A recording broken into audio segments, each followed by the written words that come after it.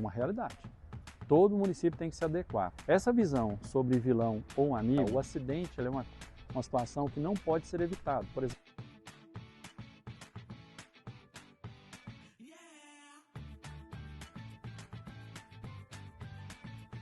Oi, gente, tudo bem com vocês? Eu sou a Maria Eduarda Amorim, aluna orientadora estudante de Atitude 2026, aqui do Centro Polivalente Antônio Carlos Paniato. E hoje a gente está aqui na SMT para ter um bate-papo super legal com nossos agentes de trânsito acerca dos veículos elétricos.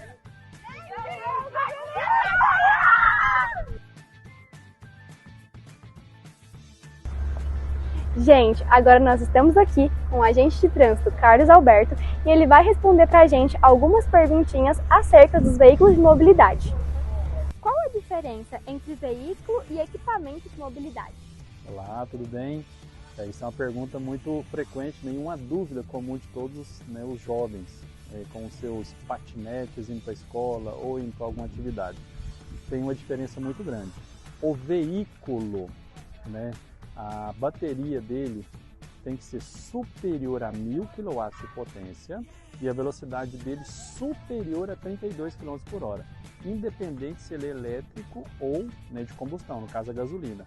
Se ele passar de 32 km por hora, se a bateria dele, né, tem uma potência superior a 1000 kW de potência, se o guidão do seu veículo, do seu equipamento de mobilidade autopropelido, que é o seu patinete elétrico, tem 70 centímetros ou mais, se o entre-eixo, ou seja, a distância entre as duas rodas é superior a 1,30 m, ele já não é mais um equipamento de mobilidade autopropelido, ele é um veículo, aí tem que ter habilitação. O patinete elétrico, ele é um equipamento de mobilidade individual, ou seja, só para uma pessoa de cada vez, tá? Aquele que tem a bateria inferior a 1000 watts de potência e a velocidade não passa de 32 km por hora. É obrigatório o uso de capacete, buzina ou luz noturna?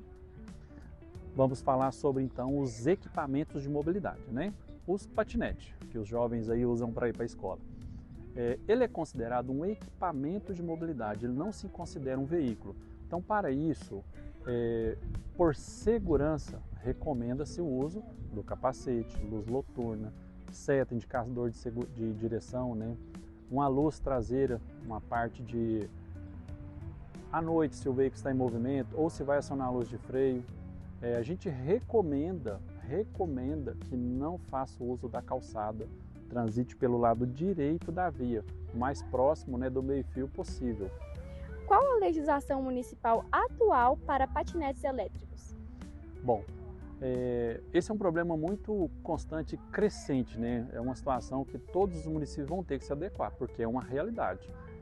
O equipamento de mobilidade, o patinete, ele depende de uma regulamentação municipal, porém não tem no nosso município de Mineiros uma regulamentação municipal.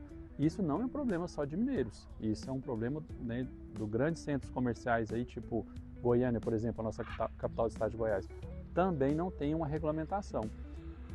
Mas para isso existe uma lei federal, que é a resolução 996 do CONTRAN. Aí lá já traz as responsabilidades que vêm para os equipamentos a nível federal e compete a alguns municípios, né, para fazer uma regulamentação municipal. Mas o município pode fazer algumas orientações, como por exemplo, usar o capacete, não transitar pela calçada, respeitar o semáforo na fase vermelha. E uma coisa que a gente vê muito, ele é considerado um equipamento de mobilidade individual. E o que mais a gente vê? 2 jovens, né? Apenas no patinete. E não pode, viu, gente? Ele é um equipamento individual, ele não é para 2 pessoas ou mais. Quantos acidentes com patinetes foram registrados na cidade nos últimos 12 meses?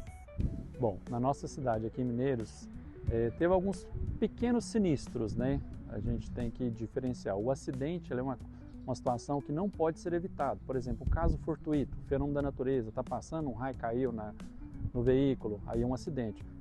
Nessa situação é considerado sinistro. Os sinistros com patinete, registrado de forma danosa aqui em Mineiros, nós tivemos apenas 4 registrados.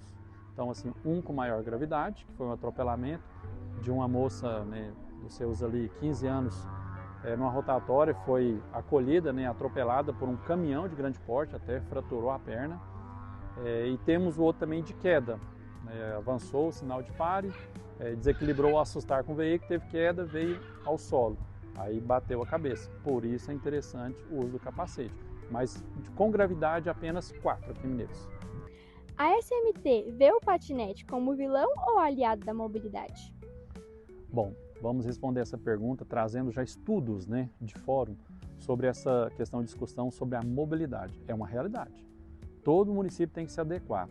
Essa visão sobre vilão ou amigo, eu prefiro entender que a gente tem que dar as condições seguras para essa mobilidade.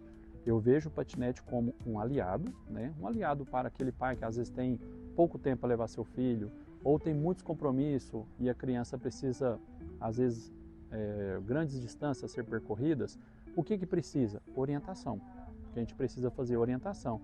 Então aproveita a oportunidade, é um grande aliado, mas tem que usar de forma segura. Mesmo que seja um equipamento de mobilidade, que não é considerado veículo, pode dirigir menor, né? Pode transitar nas vias públicas, ou às vezes na ciclovia, mas não custa que a própria criança, o pré-adolescente ou até mesmo o adolescente, utilize o capacete, né? Que ande apenas só ele no seu equipamento de mobilidade, transite pelo lado direito da via, viu o sinal vermelho? Pare no semáforo vermelho, viu o sinal de parada obrigatória? Pare no semáforo, pare no sinal de parada obrigatória.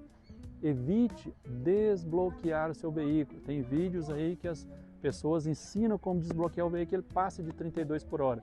Se passar, gente, aí já vai para a questão de veículo, tem que ser emplacado.